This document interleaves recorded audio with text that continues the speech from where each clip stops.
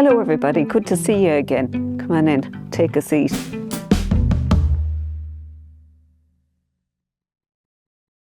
I'm sitting here having a cuppa. It's my way of coping sometimes. And actually today I want to talk about coping. Coping is a process. It's a process of managing the emotional demands, our stressful situations. People who cope well are able to reduce, they're able to manage or even endure stress effectively. However, when stress becomes overwhelming, it can weaken our ability to cope emotionally. People respond to stress in very different ways. Some might feel overwhelmed and hopeless, while others might meet challenges with resilience, determination, and hope. We all have the capacity to cope. Literally, we all do. But prolonged or intense stress can wear us down and make it difficult to access that inner strength that actually we all have. Even when you think you don't have it, you do have it. It's just about finding it. Mindset is also important. I mean, are you mostly an optimistic person or are you a pessimistic person? When you make goals, are you determined to achieve them? Do you commit to your interests? Making goals with a degree of optimism is very helpful. Goal setting is a way of preparing, and it leads us to success in achieving that which you want to achieve, to make your life better, even to keep it well. Mindset is also concerned with being able to come back from disappointment and setbacks. We all have setbacks from time to time, and we may also have setbacks when we put goals in place. But remember, it's okay to have setbacks. It really is okay to have setbacks. And it's even better to bounce back from them. That's a good mindset. In accepting you can have a setback means you're also accepting you're going to be able to bounce back. So what is your coping style? Have you ever thought about your own coping style? Have you ever considered that you actually have a style of coping? What does it look like? The way we cope isn't just something we choose to do on the spot. It's often deeply ingrained. It's shaped over years by our environment, our experiences and personality. We're conditioned. So if your current coping style is no longer working for you, it's important to first recognize this and then to explore whether change is possible, if that is what you want to do. Why change can be hard? Well, change is hard. It's always hard. Many of us want our lives to improve, but few are ready to make the actual changes required, and that's understandable. You know, familiarity is something we reach towards, but it can also breed contempt. Do you know how to change? If you know how to change, or if you feel like there's no point in change, then it's easy to lose confidence and to stay stuck. But here's the truth. Things can get better, even if life feels difficult right now. Not everything in our life is bad or hopeless.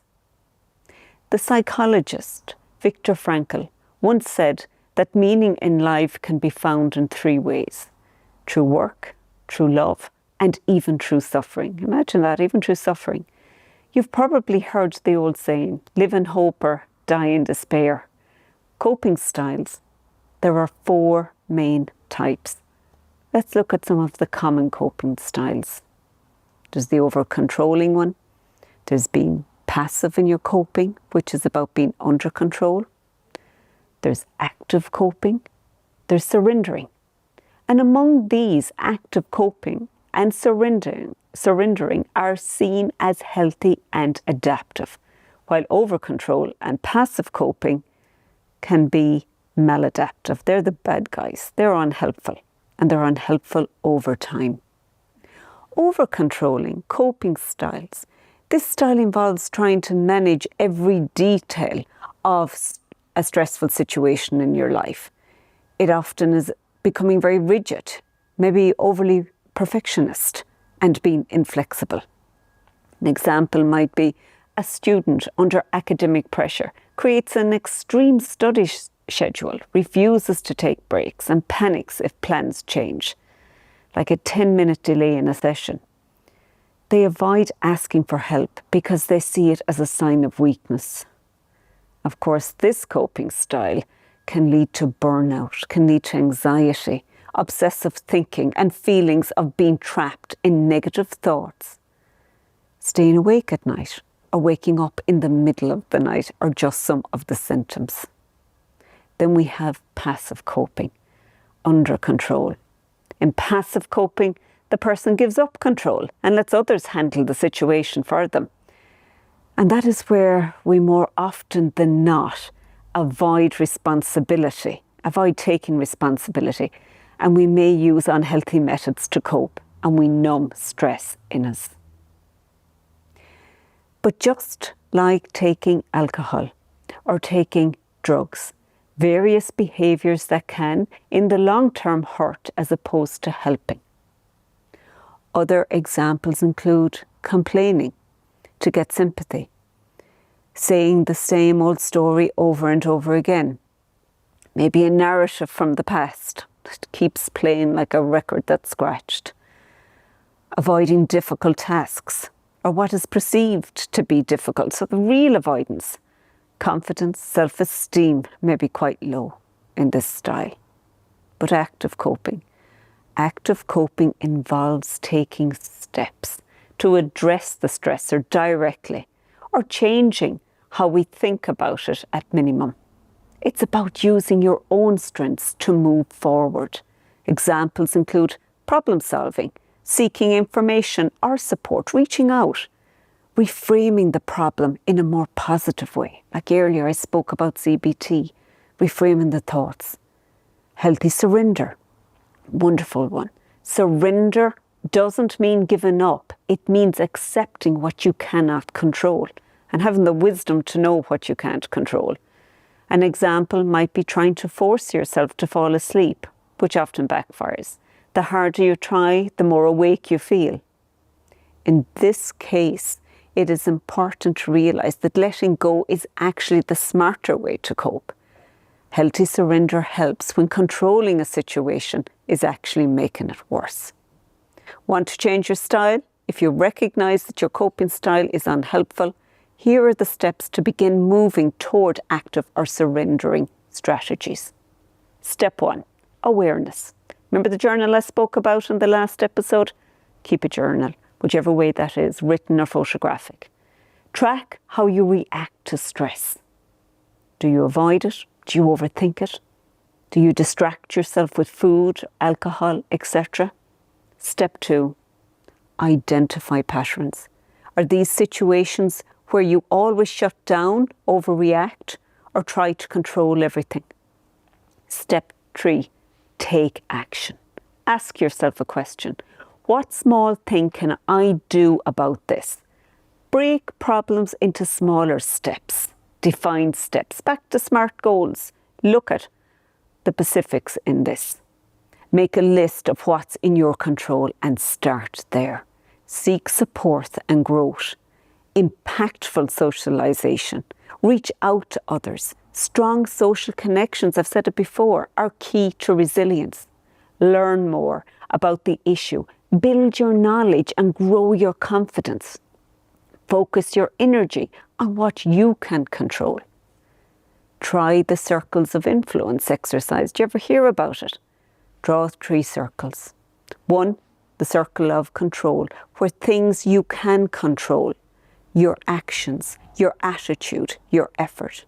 The next outer circle, the circle that influences what you can control directly and can also impact or affect your relationships or your team dynamics, etc. And 3, the very outer circle of concern. These are things outside of your control completely. The economy, other people's decisions. Here's an example. You're worried about losing your job? Well, what's within your control? Maybe it's your time management. Maybe it's your work quality. Maybe it's your attitude. What influences your communication here? What influences your control over your job? the way you speak with your boss maybe, or your team. Your concern, company layoffs, market conditions. This exercise helps reduce anxiety. It helps to focus your energy where it matters. More examples of active coping. Talking out a conflict calmly. Use I instead of you did this. Don't blame. Study a bit more. If you tend to procrastinate, be curious about your procrastination. Now, procrastination is linked to depression. So I suppose it's also finding out, am I depressed or am I procrastinating because I'm avoiding? Your procrastination needn't be hurtful to yourself, or it can be hurtful to yourself. So otherwise you can become more paralyzed if you stay in procrastination. Ask a friend, ask a therapist for support. You really can help yourself if you can reach out and ask for support. If you can do that, you can problem solve. All of these not only improve your coping, but also strengthen your relationships and your support systems. Your emotional, your cognitive, your physical, your social, and communicative systems with both yourself and with others, which increases connections and socializations. Final thoughts. What is healthy surrender? Healthy surrender means accepting rather than fighting the things you can't change. It creates space for peace, for clarity and focus. The circles of influence exercise can be very useful here, highlighting what you can control over what you can't control.